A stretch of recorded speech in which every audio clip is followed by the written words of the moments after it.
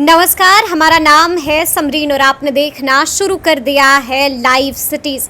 देखिए, महागठबंधन में seat sharing को लेकर जो पेच फंसा हुआ है, उस पेच को सुलझाने के लिए बीते दिन दिल्ली में महागठबंधन की, या फिर आप इसे ऐसे कह सकते हैं कि राजद और कांग्रेस की महा बैठक हुई थी। आपने देखा था कि जैसे ही ये बैठक खत्म हुई, बाहर निकलते हैं तेजस्वी यादव और साफ साफ कहते हैं कि सहमति बन चुकी है। तो ऐसे में अब सवाल खड़ा होता है कि जिन सीटों को लेकर पेंच फंसा हुआ था, क्या उन सीटों को लेकर सहमति बन गई है और क्या वो सीटें राजद ने कांग्रेस के लिए छोड़ दी हैं? तो आज हम इसी सियासी मुद्दे पर सीधी बातचीत करेंगे सीनियर जर्नलिस्ट अरुण पांडे जी से। सबसे पहले बहुत शुक्रिया आपको भी धन्यवाद जी। अरुण जी, सबसे पहले तो हम ये आपसे जानना चाहेंगे कि बीते दिन दिल्ली में राजद और कांग्रेस की महा बैठक हुई, खबरें क्या कुछ निकल के आ रही हैं, क्या कुछ हुआ है बंद कमरे में? देखिए, बैठक तो हुई और सच पूछे तो बैठक बेनतीजा रही। अच्छा। सहमति हो गई होती तो घोषणा हो जाती, घोषणा तो हुई नहीं। देख, कांग्रेस 9 सीट चाहती है, राजद 6 सीट देने को तैयार है। 3 सीटें हैं जिसको लेकर प्रमुख रूप से पेच है, वो है पूर्णिया, कटिहार और बेगूसराय जी। बेगूसराय में तो क्लियर हो गया है। यही नहीं, क्लियर तो हो गया। बेगूसराय में सीपीआई ने क्लियर कर दिया। जी, जी, जी। और लालू जी भी पक्षधर थे। लेकिन तब राहुल के जो प्रिय पात्र हैं, कन्हैया का क्या होगा? उसी तरह से अब पप्पू यादव ने तो पार्टी का ही विलय करा लिया, तो पप्पू यादव का क्या होगा? बिल्कुल, बिल्कुल, बिल्कुल। जब लालू जी तैयार नहीं है, पप्पू यादव की हालत तो वही हो गई जो 2019 के चुनाव में कीर्ति आज़ाद के साथ हुआ था। जी। कीर्ति आज़ाद सिटिंग एमपी थे दरभंगा से, और पार्टी में जो उनका बॉडी लैंग्वेज स्टाइल आपको याद होगा, वो वहाँ अरुण जेटली से भिड़ गए थे।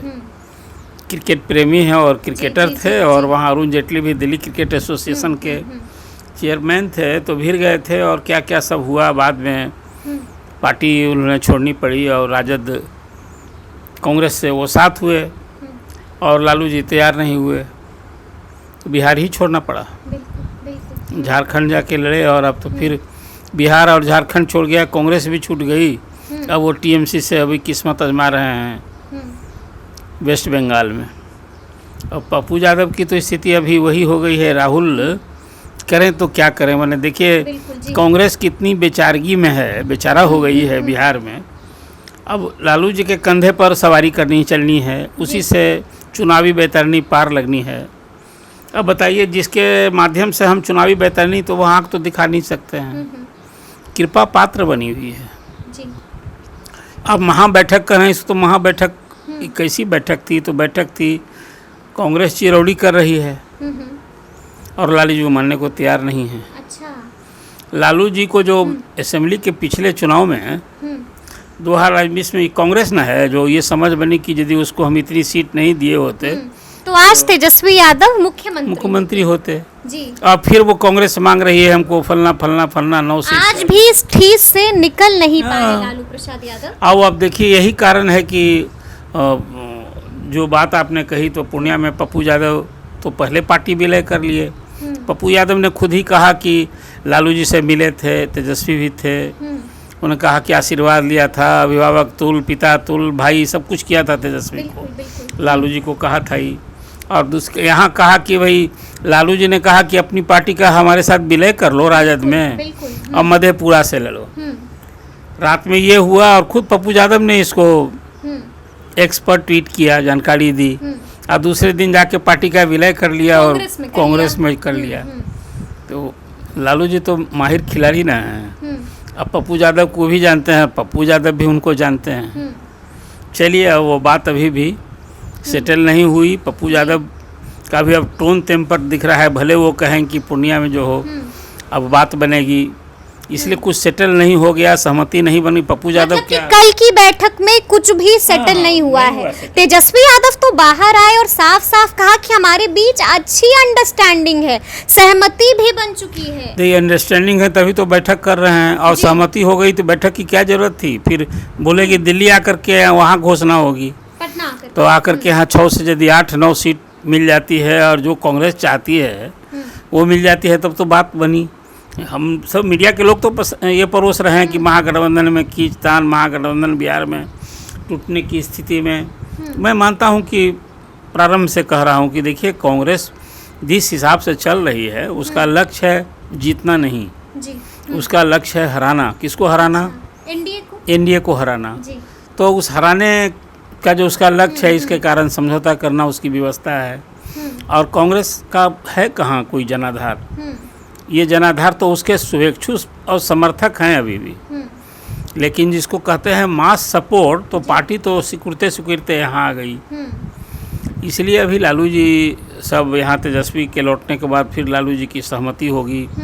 और अभी तो देखना बड़ा दिलचस्प होगा। मुझे लगता है कि कटिहार सीट को लेकर तारिक अनवर को लेकर बात बन सकती है। और ये तो अशफाक करीम को लेकर था। अशफाक 2 सीटों को लेकर पेंच फंसा हुआ है अरुण जी। एक सीट है पूर्णिया और दूसरी सीट है कटिहार। क्या लगता है, क्या इन दोनों पर जो पेंच फंसा हुआ था, पेंच सुलझ गया है कल दोनों? की बैठक में? नहीं, दोनों सीट पर, यही तो मैंने कहा जी। दोनों सीट पर बात बन गई होती तो पप्पू यादव ने क्या कह दिया कि नहीं, कांग्रेस लालू जी चाहते हैं मधेपुरा लड़ने को, कह रहे हैं मधेपुरा जाएंगे। लेकिन पूर्णिया तो निकल गए हैं पप्पू यादव।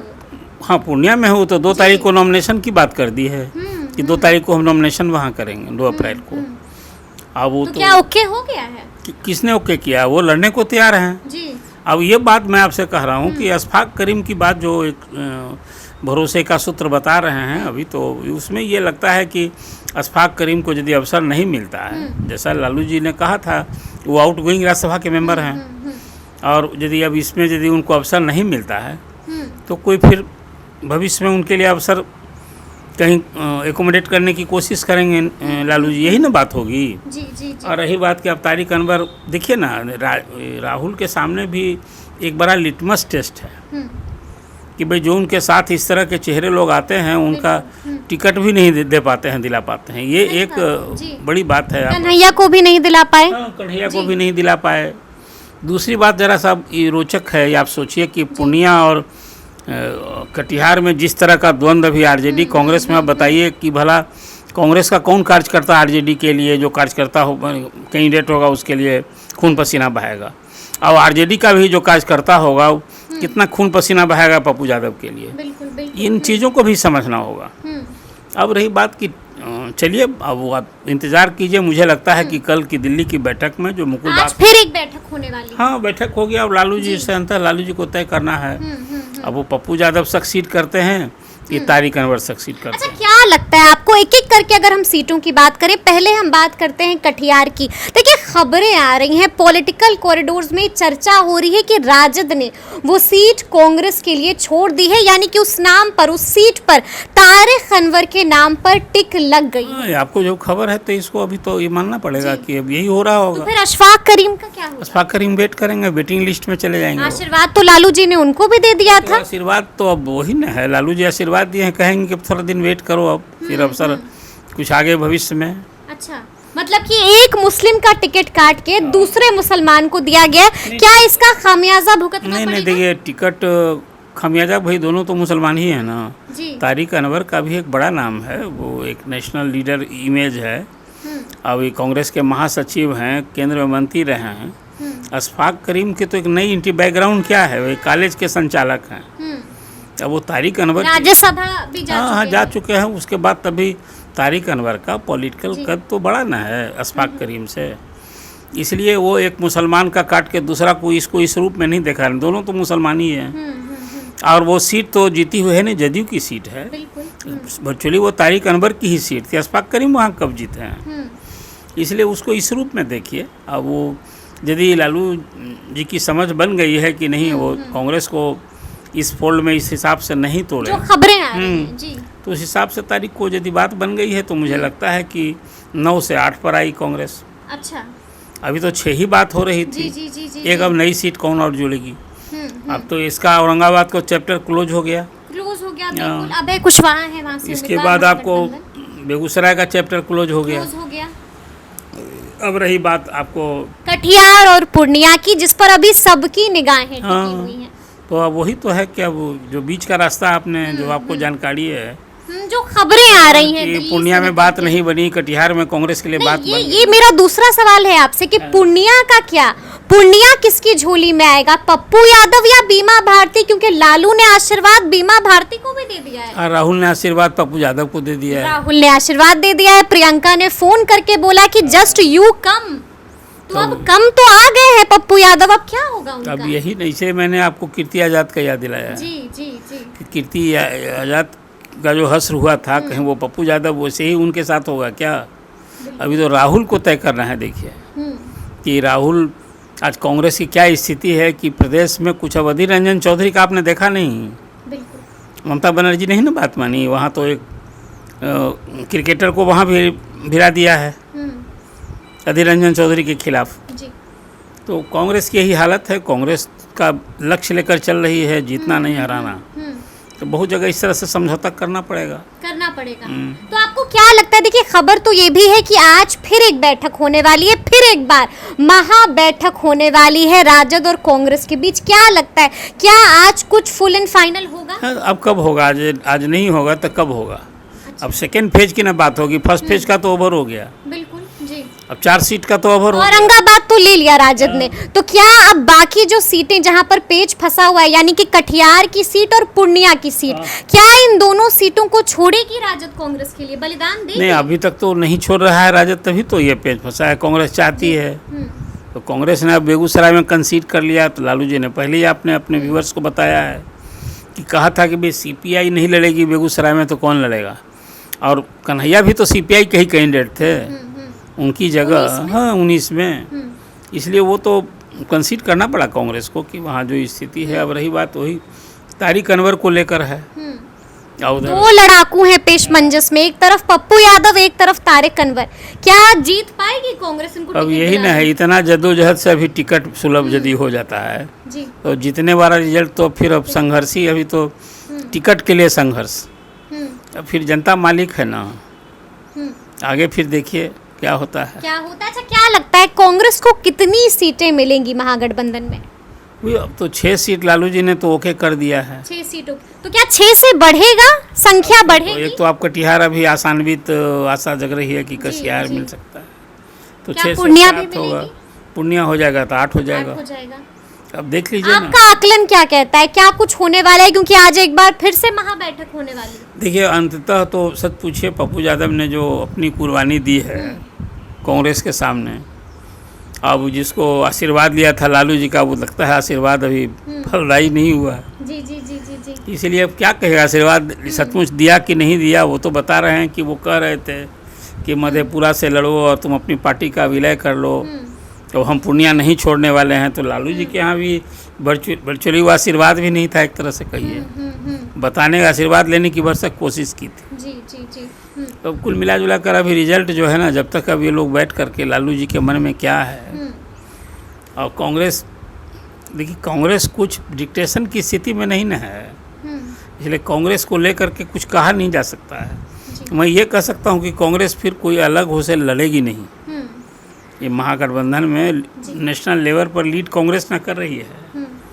महाराष्ट्र में उसी तरह से मामला बिगड़ा हुआ है। तो कहीं आप ये तो नहीं कह रहे अरुण जी कि एक बार फिर से कांग्रेस को बलिदान देना पड़ेगा, इन 2 सीटों को भी छोड़ना पड़ेगा? नहीं, तो बलिदान की बात तो राहुल गांधी ही कह चुके हैं कि लालू ने भी तो कहा था।